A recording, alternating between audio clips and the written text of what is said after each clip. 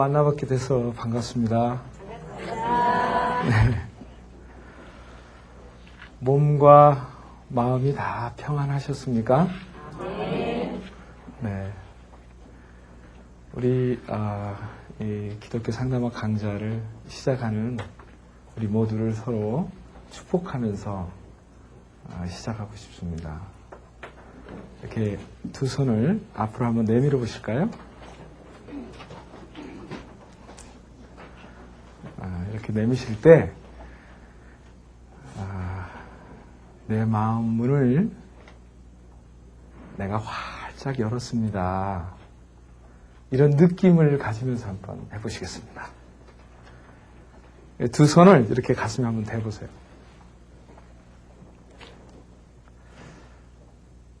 우리의 마음 속에 마음의 문이 있습니다. 그래서 예수님께서 내가 너의 마음의 문을 두드린다. 네가 마음의 문을 열면 내가 너에게로 들어가겠다. 이렇게 말씀하셨죠? 네. 그래서 마음의 문을 누가 열어요? 내가 열어야 됩니다. 그래서 내가 마음의 문고리를 잡은 것처럼 여러분 시골에 가면 왜 시골 문지방에 문고리가 있죠? 있어요? 없어요? 그 문고리를 내가 잡은 것처럼 내 마음의 문고리를 이렇게 지금 잡았다. 그래서 도둑이 오거나 내가 열어주고 싶지 않은 사람에게 열어주지 말아야겠죠? 네. 이게 상담에서 바운다리 자기를 지키는 울타리를 우리가 배울 때에 씁니다. 자, 마음의 문고리를 내가 잡았습니다. 그래서 지금 그 마음의 문고리를 활짝 당겨서 밖으로 열어제칩니다. 한번 열어보겠습니다. 자, 활짝. 그리고 옆에 계신 분을 한번 이렇게 바라보세요. 두 손을 내밀면서 네.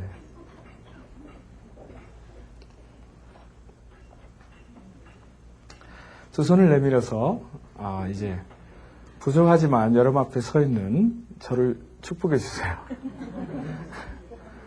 네. 말로만이 아니라 마음속 깊숙이 축복해 주세요. 네. 저도 여러분을 축복합니다. 이 세상에서 가장 축복스러운 일이 뭔지 아세요? 그것은 내가 누군가를 축복할 수 있다는 겁니다. 근데 사람들은 이 비밀을 잘 몰라요. 남들이 나를 좀 축복해 줬으면 좋겠어요. 우리가 이런 소원은 갖는데 사실 내가 가장 축복받는 일은 나의 사랑하는 가족, 나의 부모님, 내 남편, 내 아내, 내 자녀, 그리고 그리스도 안에서 한 가족, 형제, 자매. 사실은 우리 모두가 하나님의 한 가족입니다. 아직 하나님을 모르는 사람까지요. 우리가 마음껏 축복해 줄 수 있는 것이 사실은 가장 축복인 셈입니다. 네. 아무리 꼴보기 싫어도 아무리 상처를 그 사람이 많이 갖고 있어도 끝까지 이렇게 축복할 수 있기를 바랍니다. 여러분을 축복합니다. 자, 옆에 계신 분에게 축복해 주세요.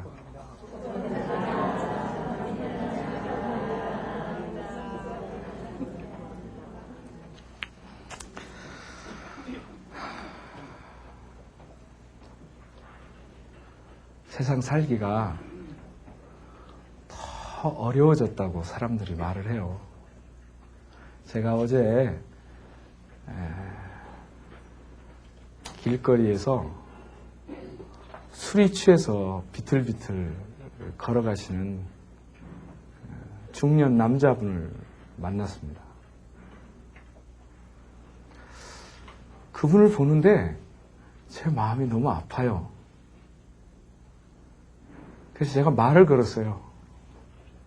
약주를 많이 하셨네요. 웃으면서. 어떻게 술을 안 먹고 살 수 있냐고 그래요.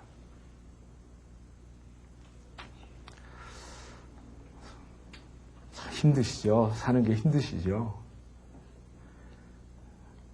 제정신으로 살 수가 없대요. 뭐가 그렇게 이 중년 남자분을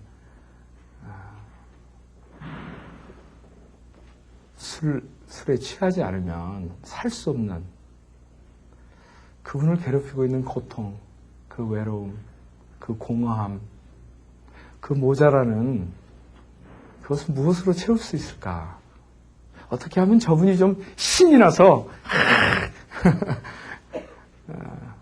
좀 세상살이가 어렵더라도 자신 있게, 힘차게, 그렇게 아버지답게, 남편답게, 야, 내가 정말 살아있구나, 이런 그런 모습으로 바뀔 수 있을까? 그런 생각을 상담자로서, 목사로서 가슴 아프게 바라봤습니다. 어제 저녁인가 방영된 그 추적 60분에 혹시 여러분 TV 보셨어요? 네. 노숙자의 문제를 다뤘습니다. 그 TV를 보면서 혹시 보신 분 손 들어보세요. 네. 참 슬펐어요. 그래서 저는 MBTI 유형으로 말하면 feeling oriented 된 사람이라 아주 extremely 굉장히 그 감정적인 그게 아주 그냥 너무 많은 사람이에요. 그래서 어지간한 영화를 보면 그냥 울어요. 그런데 어제 그 쪽방 동네 사람들 을 보면서 눈물이 왈칵 나왔습니다. 야, 이 같은 서울 안에 뭐 다른 지방은 말할 것도 없겠죠. 길거리에서 노숙을 하면서 살아가는 사람들. 그 제 마음속에는 그냥 당장이라도 달려가서 그분들 끌어안고 부둥켜 안고 울고 싶고 내가 집에 있는 이불이라도 다 꺼내서 가서 덮어드리고 싶고 마음 같아서는 아는 교회 목사님들 다 설득해서 우리 교회가 좀 저분들을 떠맡읍시다 이렇게 막 가서 외치고 다니고 싶고 참 하나님께서 저 광경을 보시면 얼마나 가슴 아프실까 하는 생각이 들었습니다.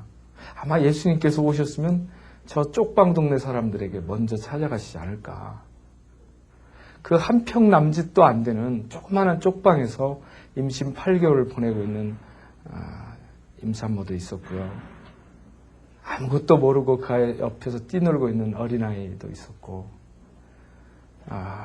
다리를 완전히 다 절단하게끔 그렇게 아주 아주 1급 장애인데도 이런저런 이유로 주민등록증이 없고 뭐 신고가 어렵고 행정적으로 까다로워서 정부로부터 받아야 되는 그런 보상금이나 혜택도 받지 못하고 자기 살아있는 걸 한탄하면서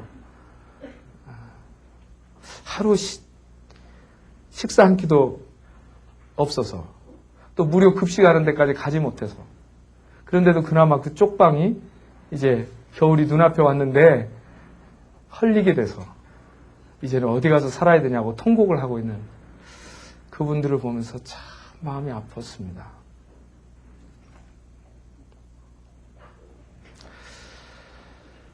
이 나라의 그 대기업가라고 하는 분이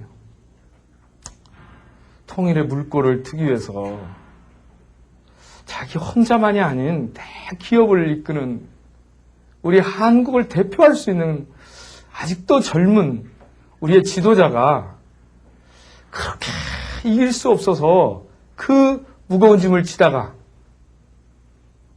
누가 한 사람이라도 그 고통을 나눠줄 수 있었더라면 그렇게까지 가지는 않았을 텐데 꼭 자살을 택했을까? 상담가로서 부끄러운 마음이 들었습니다. 예수님의 심정으로 누군가 한 사람만 그 사람의 고통을 알아주고 들어주고 나눠주기만 했더라면 그 대기업가에게조차 가족들 중에든 누구든 그런 사람 하나가 없었을까. 그 기업에도 크리스찬도 많았을 것이고 그 주위에도 그렇게 사랑하는 사람들이 많았을 텐데 자기 속 하나 나눌 그런 사람이 없어서 굳이 자기를 투신 자살해야 됐을까. 그분뿐만 아니라 IMF 이후에도 그렇고 지금도 자살을 택하는 사람들 너무너무 가슴이 아파요. 어쩌다가 세상이 이렇게까지 됐을까 하는 생각을 하게 돼요. 모두를 향해서 축복을 하고 싶은 마음인데 가슴 한 구석에서는 눈물이 흐르고 있습니다. 가슴이 답답해요. 속상해요.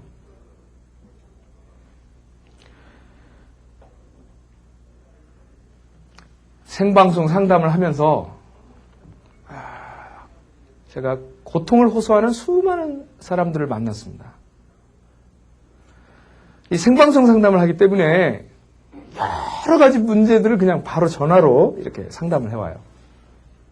그럼 제가 가장 많이 묻게 되는 질문이 있습니다. 그게 뭘까요, 여러분? 문제가 뭔지를 알아야 될 거 아니에요, 그죠? 그래서 제가 가장 많이 묻게 되는 질문이 문제가 뭡니까? 그렇게 물어요. 문제가 뭡니까?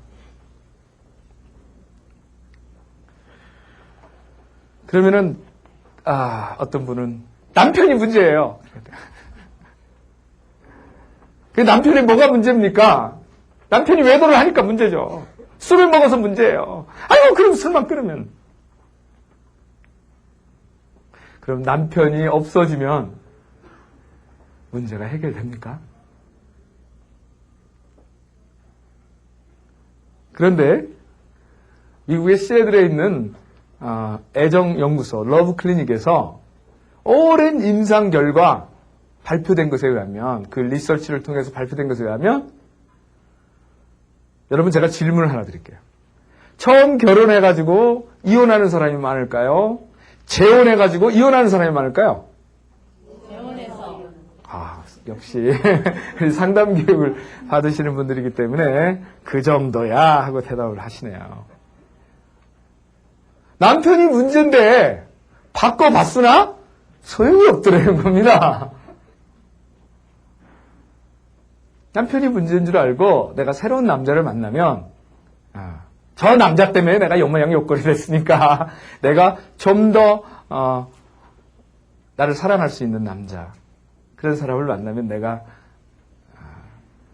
좀 더 행복해지고 나아지지 않을까. 저 남자를 만나서 내가 지금 요모양 요꼴이 됐다. 멋진 대상을 만나면 내 문제가 해결될 거야 라고 그 생방송 상담에 전화 온 여성분은 저에게 말씀을 하셨는데 틀렸습니다. 남편이 문제가 아니라는 사실이에요. 남편이 잘못한 게 없다는 말이 아닙니다. 이분은 지금 문제가 뭔지를 정확히 모르고 있어요. 여러분, 문제가 뭡니까? 뭐가 문제입니까? 정치가 문제입니다. 정치가. 요즘 정치가 왜 이 모양입니까? 대통령이 바뀌면 해결이 될까요? 몇 번 바꿔봤습니까, 우리가? 정치가 문제예요. 국회의원이 문제입니다, 국회의원. 구청장이 문제예요, 구청장이. 아니야, 교회가 문제입니다, 여러분, 교회가. 교회를 바꿔. 목사님이 바뀌어야 됩니다. 담임 목사님을 바꾸면 문제가 해결될까? 구역장을 바꾸면 문제가 해결될까? 여러분, 문제가 뭡니까? 문제의 핵심이 뭡니까?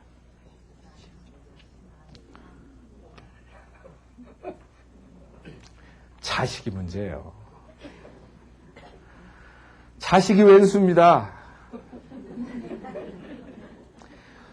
이 자식놈만 서울대학 들어가주면 모든 게 해결되는데 그래서 파락군으로 옮겨보고 뭐 난리를 치는데 파락군 가가지고 과외 국민학교 때부터 중학교까지 다 시켰는데 그 전문대학 겨우 들어가가지고 그 인터뷰하는 거 얼마 전에 봤습니다.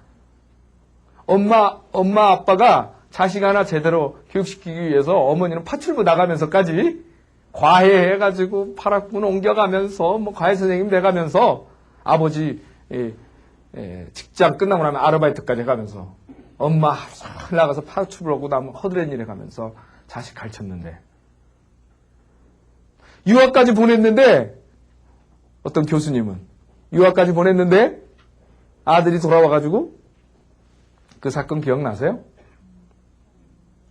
자기 아버지 찔러 죽이고 자기 할아버지도 죽였습니다. 교수님 아들이에요. 누구보다도 교육을 하고 있는 분이 내 가슴으로 낳은 내 자식은 아버지를 찔러 죽일 것까지 될까요? 문제가 뭡니까, 여러분? 기도를 안 해서 문제야, 기도를 안 해서. 뭐가 문제입니까? 영성이 문제입니다. 무엇이 문제입니까? 저는 문제가 뭡니까? 하는 그런 제목으로 여러분들에게 여러분들의 문제가 뭔지 좀 한번 적어보시라는 거예요. 어디서부터 잘못됐습니까? 실 엉키처럼 엉켜 있습니다. 어디서부터 풀어야 됩니까? 가정이고 그냥 뭐 다 내팽개치고 나 혼자 기도원에 들어가서 나무 뿌리를 뽑으면 된다면 가야죠. 갑시다. 문제가 뭡니까? 목사님을 바꿔야 됩니까? 대통령을 바꿔야 됩니까? 네? 하나님이 좀 도와주시지 말이죠. 하나님이 안 도와주셔서 그런 거잖아요. 하나님을 향해서 데모라도 할까요?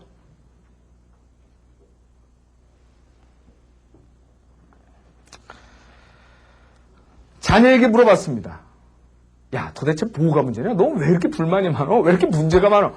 대답이 뭘까요? 부모를 잘못 만난 게 문제죠. 내가 부모만 잘 만났어도 이 모양 여건은 안 될 텐데, 우리 부모가 얼마나 닥달을 하는지 어렸을 때부터 내가 하고 싶은가 하고 싶다는데 그냥 그거 도로 밀어주지도 않고, 또 그냥 그 어머니 잔소리, 그 아버지의 폭력, 내가 뭘 보고 배웠겠냐고. 부모가 문제라고 이렇게 말합니다. 서로 탓을 합니다. 어떤 분에게 물어봤어요. 문제가 뭡니까? 돈이 문제예요. 돈만 있으면 해결돼요. 그럼요. 돈이 얼마나 좋은데. 돈이 없어서 내가 지금 이 모양이죠. 우리 부부 문제 다 돈 문제예요 지금. 돈만 해결되면. 정말 돈이 없는 게 문제입니까? 정말 돈만 있으면 해결될까요? 그래서 우리가 악착같이 지금까지 돈 벌려고 지금까지 노력해왔지 않습니까? 아파트 바꿔가면서 이 정보 저 정보 해가면서 투기해가면서 뭐 자식 과외해가면서 해왔잖아요. 근데 문제가 더 심각해졌다고요. 아직도 깨닫지 못하는 거예요. 어디까지? 예? 오늘날의 성 문제, 서울 시내에서 아직도 연계 산업이 판을 치고 있는데 우리 천만 크리스찬들은 한번 생각을 해봐야 됩니다. 왜 우리의 크리스찬들이 천만이 되었는데도 불구하고 달라지지 않는 겁니까? 오히려 문제가 잘못되는 겁니까? 뭔가 우리가 다시 한번 생각해 봐야 돼요. 지금 크리스찬들에게도 가정 문제, 이혼 문제 더 심각합니다. 난 크리스찬 가릴 때가 아니에요, 지금. 네. 저는 이 문제가 뭡니까? 라고 하는 질문을 통해서 우리가 앞으로 12강좌를 하게 되는데 그 12강좌 동안 좀 한번 여러분과 함께 마음을 열고 함께 안타까운 마음으로 정말 하나님의 심정으로 어떻게 하면 이 문제를 부둥켜 안을 수 있고 그리고 이 문제를 좀 해답을 찾을 수 있을까 그 해결책을 좀 한번 같이 기도하고 고민해 보고 싶습니다. 뭐 문제가 뭔지 알아야 문제가 뭔지 알아야 해결책을 찾을 거 아닙니까? 뭐 손을 쓸 수 있을 거 아닙니까? 진짜 문제는 첫 번째 정답이 하나 있어요. 힌트를 드리겠습니다. 진짜 문제는 문제가 뭔지 모르는 게 문제예요. 자, 여러분에게 질문하겠습니다. 이제 여러분이 뭘 문제라고 생각하시는지, 여러분의 무의식 깊숙이 숨겨놓은 사실은 톤이 문제야 이렇게 믿고 있는 건지, 내 자식이 문제야, 남편이 문제야, 뭘 묻고 있는 건지 한번 여러분 스스로 한번 대답을 해보세요. 자, 여러분에게 묻습니다. 여러분 좀 멀리 계시지만 이렇게 눈을 저하고 좀 마주쳐 주세요.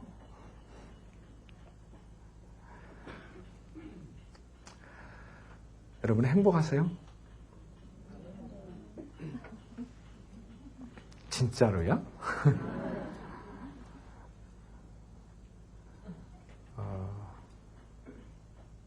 여러분 지금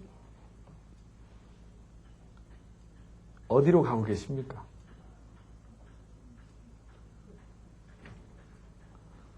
여러분 지금 어디 계십니까? 왜 삽니까?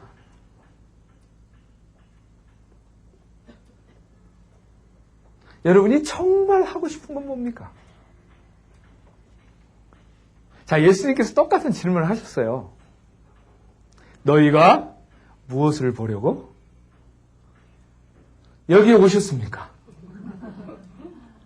무엇을 보려고?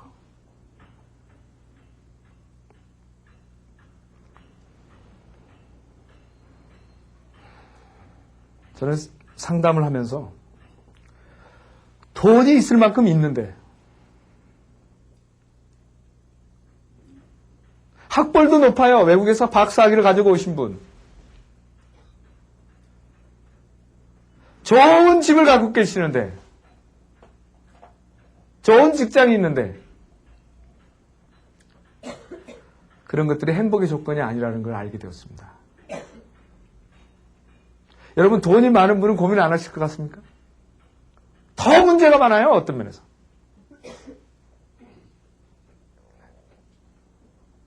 제가 상담했던 장로님이신데요.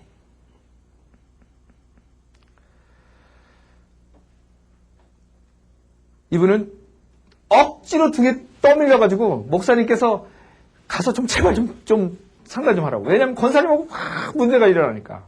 또 연세도 많으셔서 이제 하늘나라 가셔야 될 준비를 하셔야 되는데, 아직도 그 권사님하고 참 에너지도 많으세요. 그러니까 목사님이 보다 못해가지고 교회에 은혜가 안 되니까 그 가서 저 오재훈 교수 그 상담 교수라니까 가서 좀 상담 좀 받아보시오 하고 등 떠밀어서 억지로 오신 거예요. 자기 큰 아드님하고 같이 들어오셨어요. 여기 바로 우리 천안대학교 그 대학원 상담실에 앉았습니다. 근데 아드님도 이제 이미 50대 후반이고 장로님은 이미 70대 거의 후반이신데 정정하세요 아주. 그 장로님, 문제가 뭡니까 장로님? 또 물었어요. 문제가 뭡니까? 내 마누라가 문제요. 아, 그러세요. 권사님 뭐가 문제입니까? 아니, 이 사람이 정신이 하나도 없지 말이야. 이 나이 먹어가지고 이제 와서 나한테 띵깡을 놓고 난리라. 이게 무슨 띵깡을 어떻게 놓습니까? 어지간하면 들어주시죠. 난 처음부터 듣기도 전에 어지간하면 들어주세요. 어지간해야 말이지. 어지간해야. 뭐가 문제입니까? 큰 기업을 하시는 장로님이세요. 사수성가에서 그 많은 재산을, 그리고 교회에도 일을 많이 했습니다.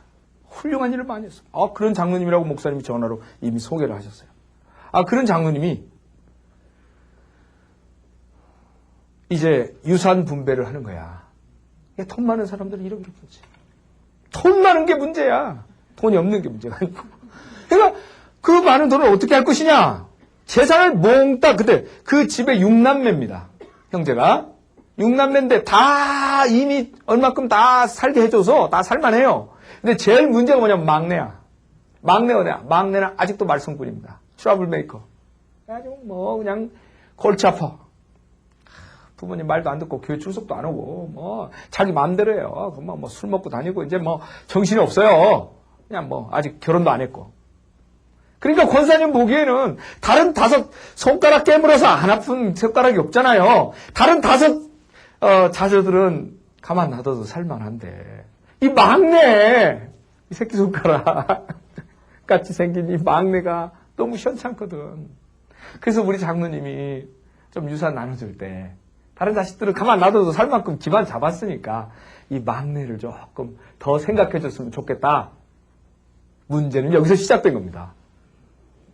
두 부부가 마음을 맞춰야 되는데 장로님은 내가 지금까지 내가 벌어서 내가 사주상가에서 내가 돈 벌었는데 마누라가 나보고 자산을 이렇게 저렇게 하라고 그래? 이러면서 대화가 안 통해요. 그래서 그 권사님이 그렇게 막내 아들에게 좀 사랑을 주고 좀 뭔가 잘해주시기를 원했는데 땡전 한 푸도 막내 아들에게는 안 주고 첫째 아들한테만 거의 몽땅 다 주고 나머지에게 조금씩 나눠준 겁니다. 그러니 얼마나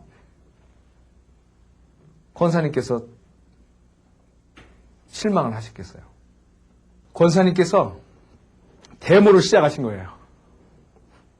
내가 지금까지는 당신 위해서 내가 지금까지 순종하면서 당신 기업하도록 이렇게 내가 물심양면으로 나 할 일 다 했어. 이제 자식도 다 키워놓고 다 했는데 내가 당신한테 나 잘 먹고 잘 살자고 돈 달라는 것도 아니고 내가 자식 당신하고 나하고 몸으로 낳은 자식 그중에 가장 현찮은 막내 좀 생각해서 좀 재산 분배 좀 해달라고 그랬더니 그 부인 마음은 못 알아주고 더 괘씸하다고 땡전 한 푼도 안 줘버린 거야.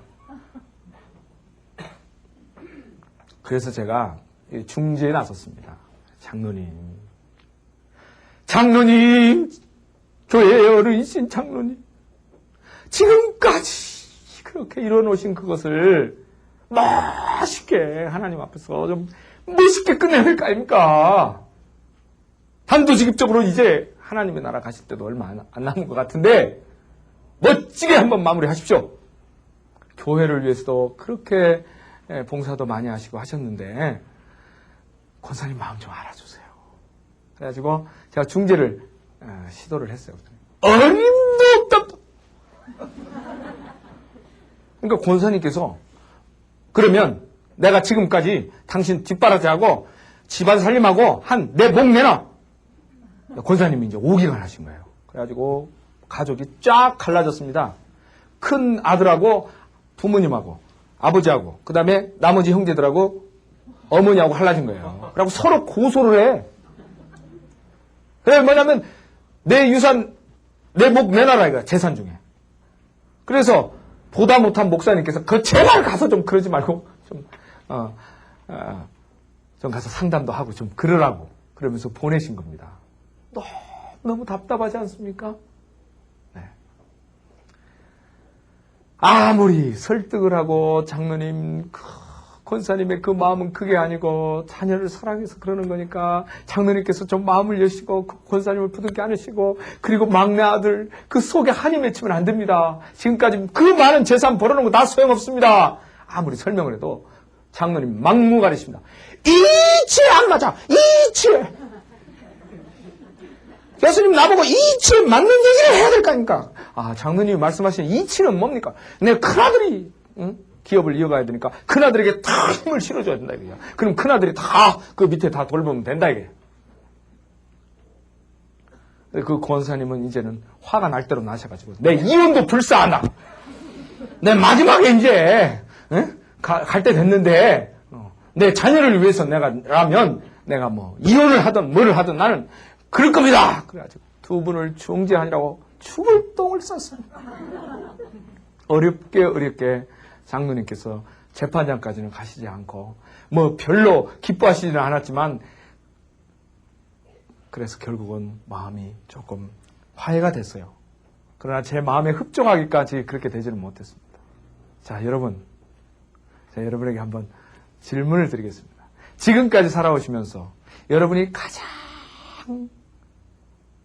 여러분의 삶에서 여러분의 인생에서 가장 여러분을 가슴 아프게 했던 일은 무엇입니까? 땅을 치며 통곡하게 만든 일, 정말 후회 막심한 일, 너무너무 속상한 일, 너무너무 억울한 일. 그렇게 안 되었더라면 좋았을 텐데. 다른 사람에게 배신당한 것 같은 일, 다른 사람에게 거절당한 일,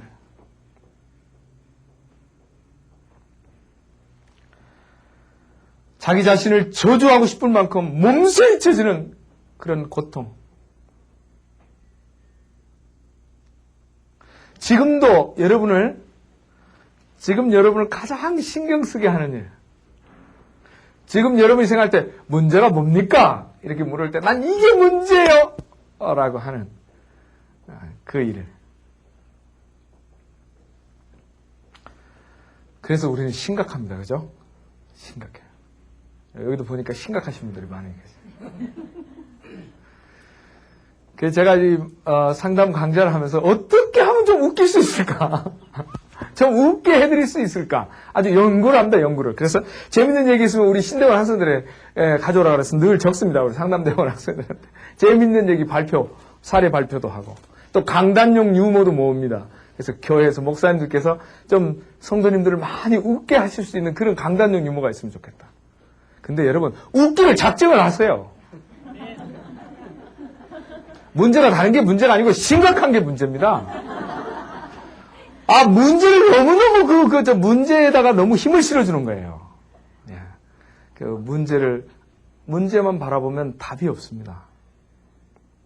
자, 고통을 바라보면 답이 없습니다. 문제 그 이면을 볼 수 있어야만 합니다.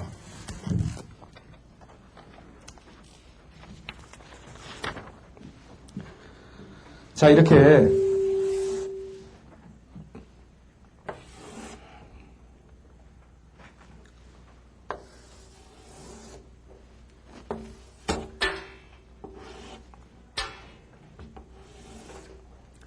우리가 문제라고 생각하는 것, 우리를 아프게 하는 것, 고통.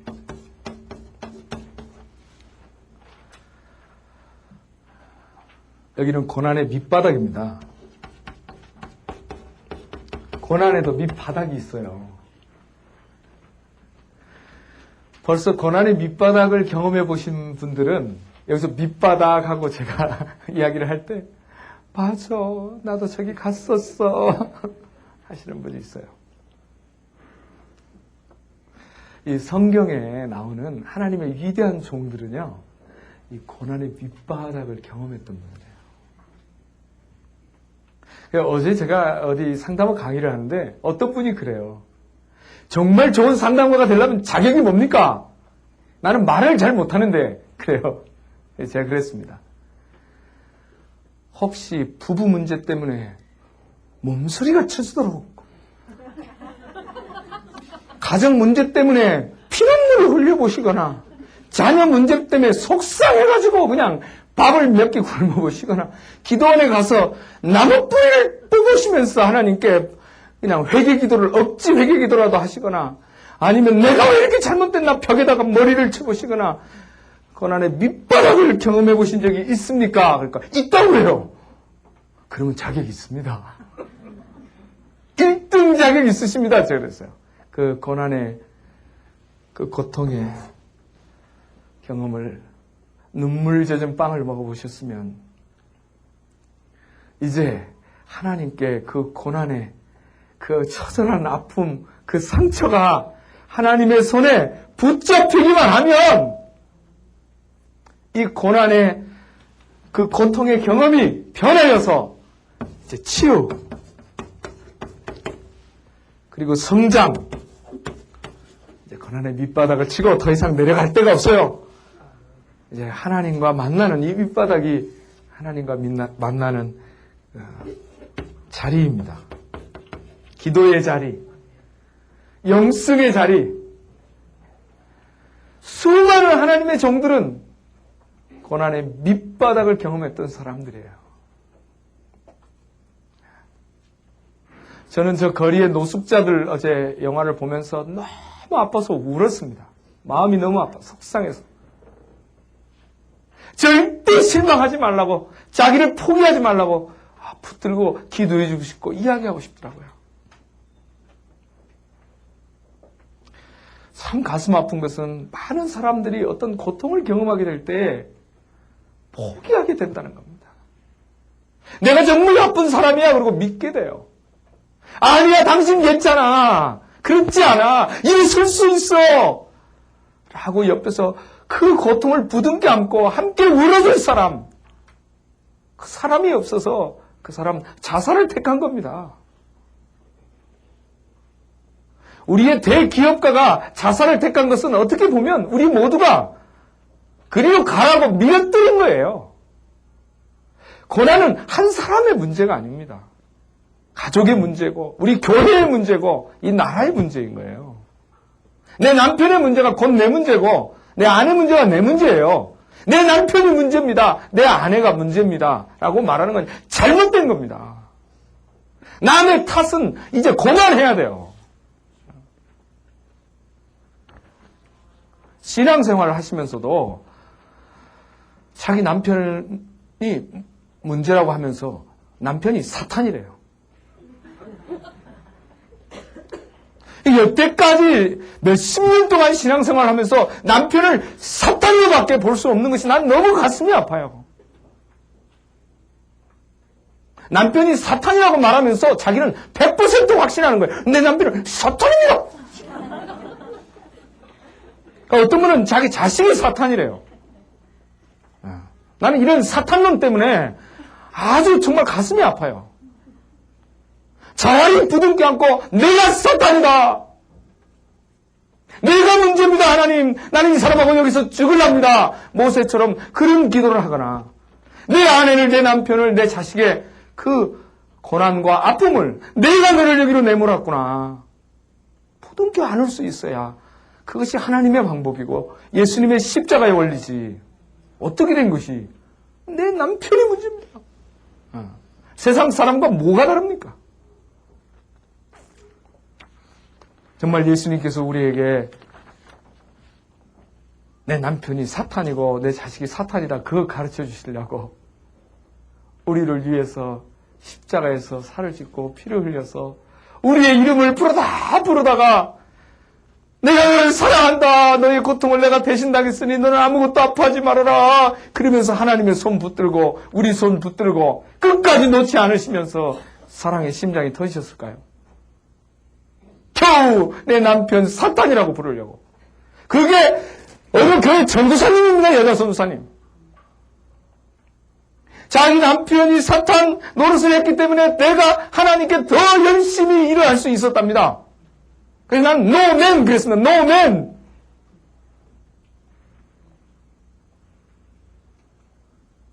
정말 그 남편이 얼마나 외로워하는지, 얼마나 가슴 아파하는지 물론 알지요. 그 전사님 말씀 들으면 뭐 철야 기도, 금식 기도 수없이 했고요. 남편을 위해서 얼마나 애가 달았으면, 남편이 얼마나 핍박을 하고 얼마나 술을 먹고 외도를 하고 폭력을 행하니까 듣고 있을 때는 저도 화가 나고 그래 사탄 맞습니다, 맞아 이렇게 말하고 싶죠. 그러나 그 방법은 아닙니다. 어떻게 하든지 기도원에 가서 나무 뿌리를 뽑든지 난리를 치든 간에 남편을 사랑스럽게 볼 수 있어야 돼요. 불쌍하게라도 볼 수 있어야 돼요. 예수님의 눈으로 봐야 돼요. 그것밖에 없어요. 업그레이드 해야 됩니다. 업그레이드. 하나님의 눈으로 보는 방법을 배워야 돼요. 가슴을 쥐어 뜯든지 뭐 어떻게 하든지. 저는 그럽니다. 요즘 하도 무감각해가지고 은혜를 잘 못 받아. 그러니까 옷비를 꼭 갖고 다니라고. 목사님 너무 좋은 말씀을 하고 은혜로운 얘기를 하는데 은혜를 못 받으면 그냥 찔르는 거야. 그러면 눈물이 팍 나옵니다. 아주 쉬운 방법. 다음번부터 우리 집사님은 꼭 옷빈 갖고 오세요.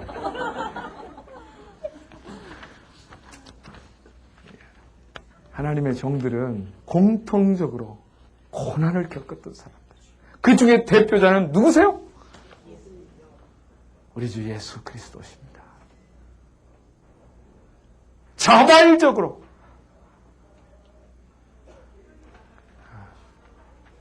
자발적으로 우리를 대신해서 침뱉음을 당하시고 뺨을 맞으시고 벌거벗김을 당하시고. 제가요 목회에 실패해가지고 창피한 얘기, 그러니까 거짓의 옷을 벗어야 돼요. 그죠? 상담 교수가 먼저 거짓의 옷을 벗어야. 그러니까 여러분도 좀 벗으십시오. 자기 상처를 드러낼 줄 아는 사람이 건강한 사람입니다. 저는 교회 실패된 사람입니다. 목회 실패를 하고 나니까 정말 저 자신이 너무너무 비참해요.